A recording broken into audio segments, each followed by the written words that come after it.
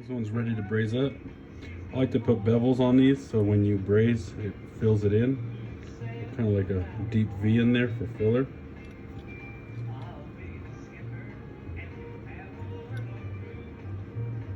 Clamped up with a little C-clamp. And this one's ready to be braised up.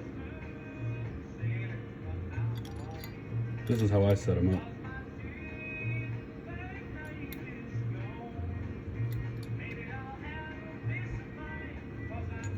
Fully stocked on jigs if you guys want some right now, so hit me up.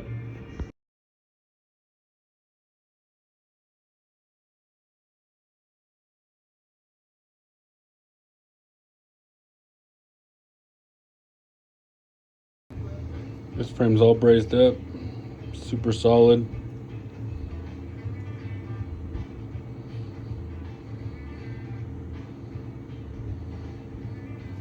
Now it's ready for cleanup.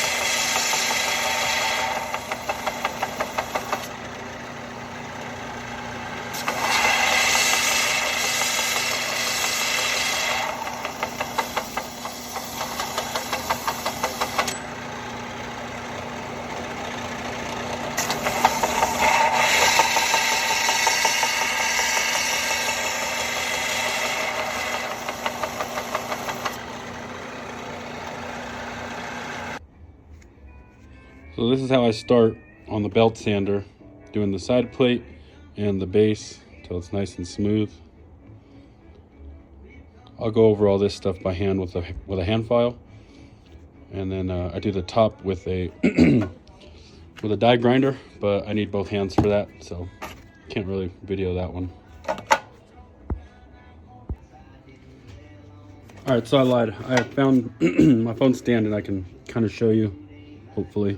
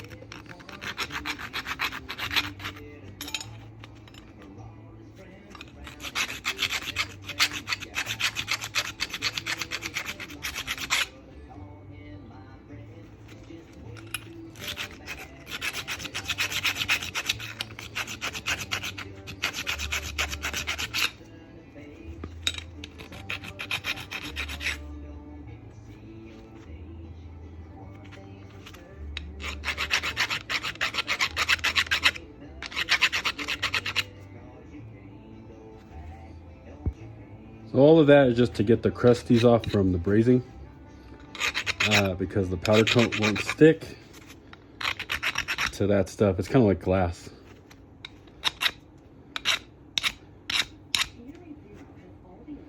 I don't know if you can see the shiny stuff right here. If you don't clean that off, it won't powder coat and it'll look all shitty. So sometimes I'll just break the glass off and then come back with the die grinder.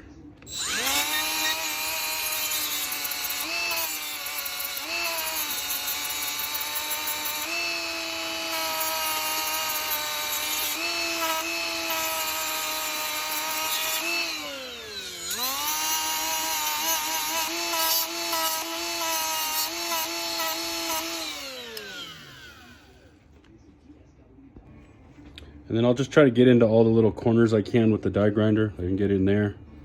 I don't know if I don't know how good I'll be able to do it on camera.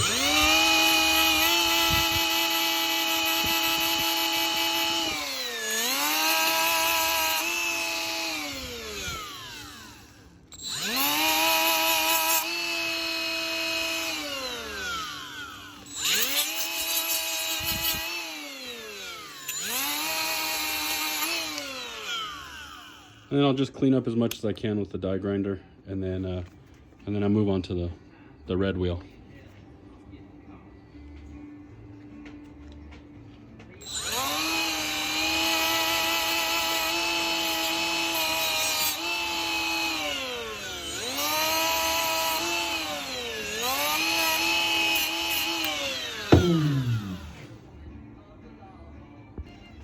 And after that, I'll go back and try to get anything I can with the hand file, like these little spots.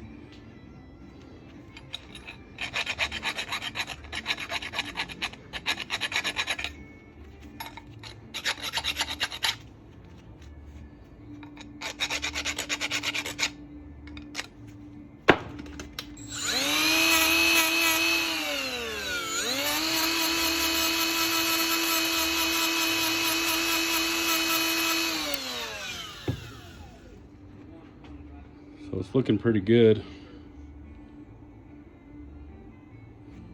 And then that red wheel will just blend all of that in a lot nicer.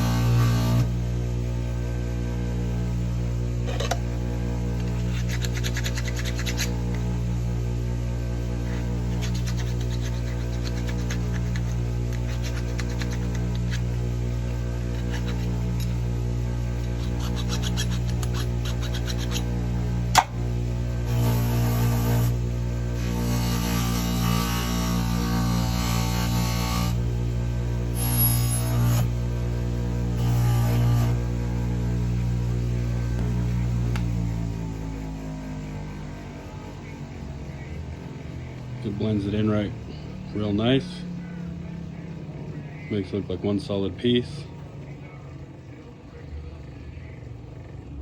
I'll go back in right there with the hand file and then hit it with the red wheel again.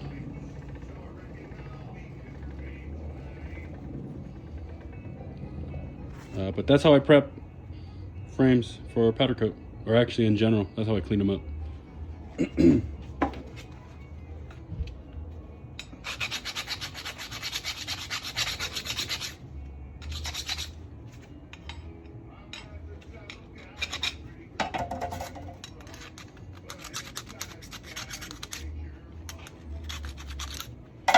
So, cut it all off the base plate, and then I'll hit it with the wheel again.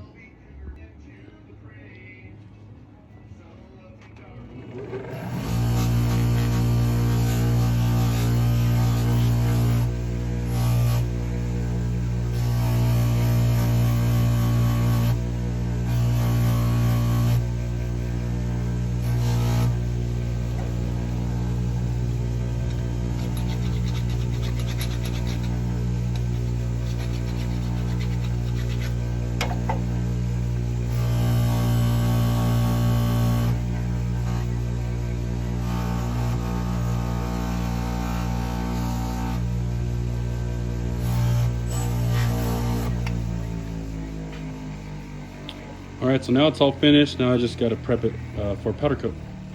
I'll hit it with a little alcohol and wipe it down so there's no grease left on it.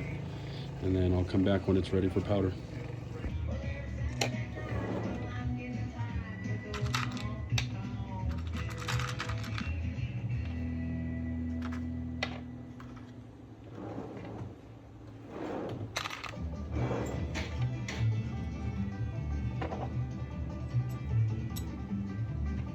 So I use these flange nuts to cover what I don't want the powder coat to hit.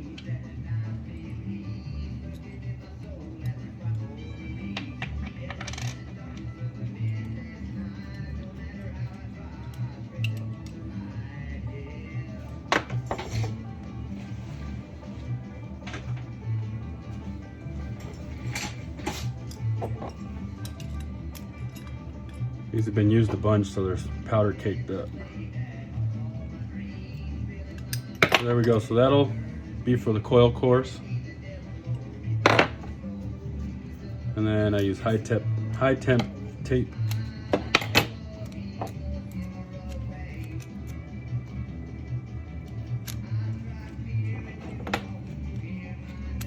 For the spring.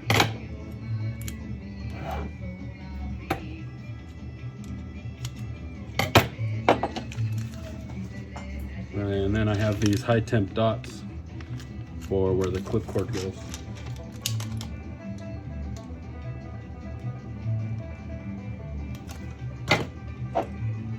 So, just like that.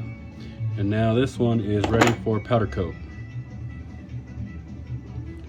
So I'll have direct metal to metal contact with coil cores and the spring deck and clip cord, so nothing will get inside that hole. And here's my powder coat setup. I built this little booth for frames. All that shit on the bottom is just the coolant and liquid for the CNC machine, but this is what I use. This is what I built. There's the actual gun. And then that's my little powder coat oven. So I'm gonna set this down so you can kind of see the setup. Hopefully I don't block it too much.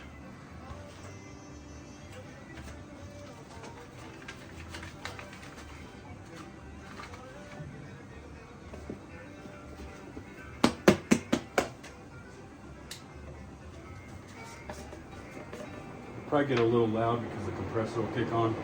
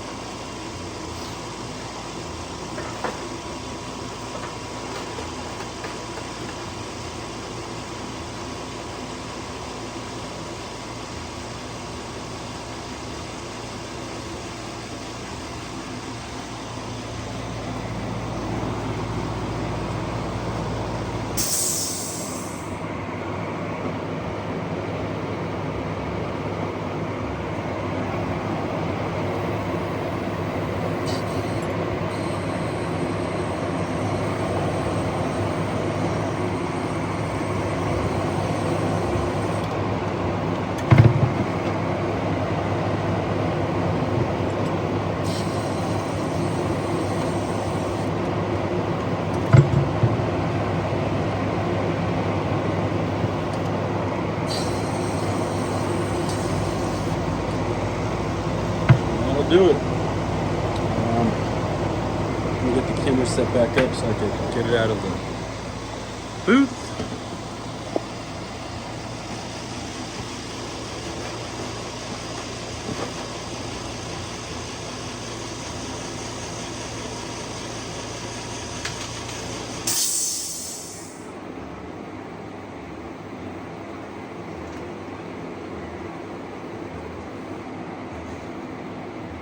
Now it's going to go in that little oven for about 15 minutes.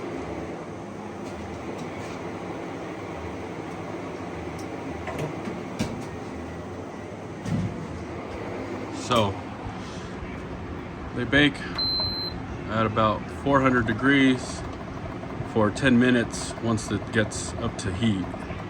So I'll usually put it for about 16 minutes, lets the part get hot. And then by the time the part's hot, it'll bake for another 10 minutes. This is just a regular toaster oven. I got it at their store for like 17 bucks, probably like 12 years ago. And it's good because it has a temperature control, a digital temperature control, because every powder coat, most of them are 400 degrees, but some are 375, some are 425. So that's pretty cool. And then just let it sit. There's sorry the shop's all messy, but there's just some of the shit I use. Here's my mini mill, some of the powder coats that I've been using, some artwork. This is from my friend Kramer that passed away in Slab City.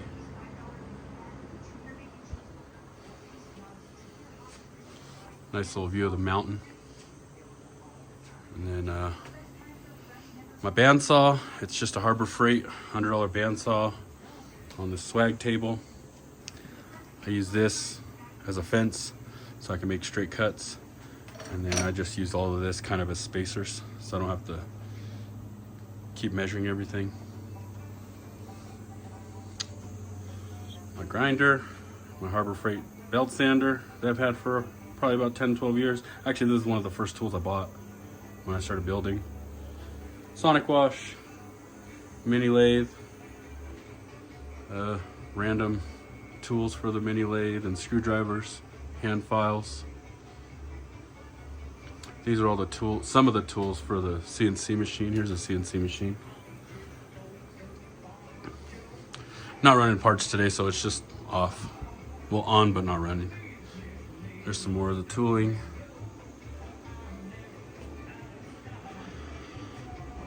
One of my workbenches with some machines I got available. Running low on side plates. All the jigs I finished yesterday. Random tools. And my other workbench where I do all my assembly and brazing. You can see right there.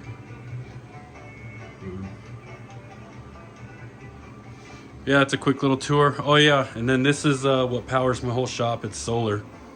So that's like a little breaker box.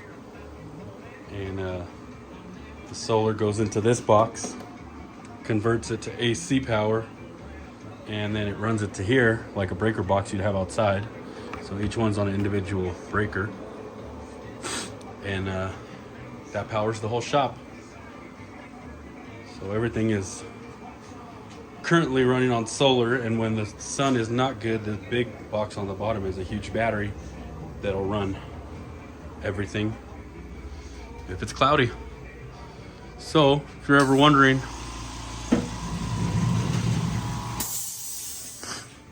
why I could sell my stuff so affordable, it's because I'm running on free energy. So when I'm running this thing, I'm running off the sun. And then the solar wires go out there, and then it runs out to my backyard where I got 6 solar panels. Actually, I'll give you guys a little tour, continued tour. My dog will probably run out right now when she hears the door open. So there's the solar panels in my backyard, and I'll tilt them up throughout the day. I just like to leave them like that when they're not really being used. But that powers my shop. The cable runs up and over the shed. Comes down and around. Here's a bunch more solar panels.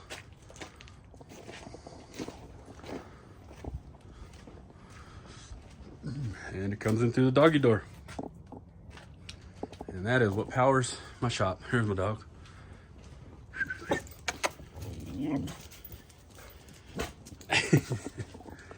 So, quick little tour while we wait for the powder to bake. Let's see where it's at. So, 12 minutes. The powder might be melted, so it goes from a powder to a liquid to a solid. And so now it's becoming a liquid, but it's a matte finish, so it doesn't look very liquidy. But we'll come back when it's done. All right, so here's the frame out of the oven and all cooled. I took all the masking stuff off, so it leaves nice clean circles for the coil cores. Nice clean circle for your clip cord where everything is contacting bare metal. And then I hit the top with a Scotch-Brite wheel to get any powder coat residue off of there. And there we go. Start to finish process on a frame. Now I'll build it up. This is a custom order, so I got everything kind of set up already. Gonna have this for the coils. But yeah, thanks for watching. And let me know what kind of stuff y'all want to see, and I will make it. And here it is, all finished and assembled and tuned. So let me see if I can get in here.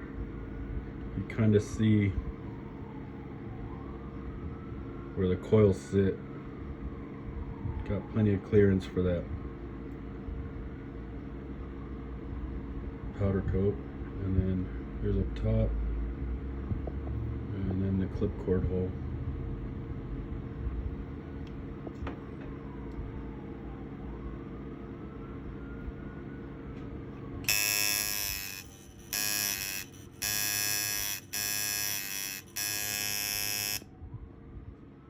And there she is. If you made it all the way to the end, thank you for following along. This one will get test ran and then sent to its new owner. Thanks for watching. If you liked the video, hit the like button, comment, or subscribe.